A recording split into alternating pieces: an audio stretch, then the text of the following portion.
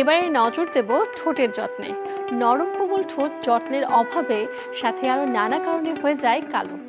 কি সেই কারণ আর কি উপায়ে বা দূর হবে ঠোঁটের কালো দাগ, জানাবো তা। ঠোঁটে নানা ধরনের প্রসাধনী ও কেমিক্যাল ব্যবহার করার ফলে ঠোঁট হয়ে পড়ে কালচে। এছাড়াও ধূমপান করার কারণে ঠোঁটের কোণায় জমে থাকে কালো কালো দাগ। ঠোঁটের কালচে দাগের সমস্যা দূর করতে ব্যবহার করতে পারেন চিনি ও মধু দিয়ে তৈরি স্ক্রাব।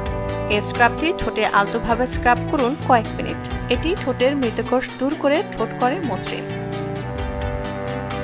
ঠোঁটের গোলাপি ভাব ফিরিয়ে আনতে ব্যবহার করতে পারেন মধু। ঘুমানোর আগে সামান্য মধু ঠোঁটে লাগিয়ে রেখে দিন সারা রাত।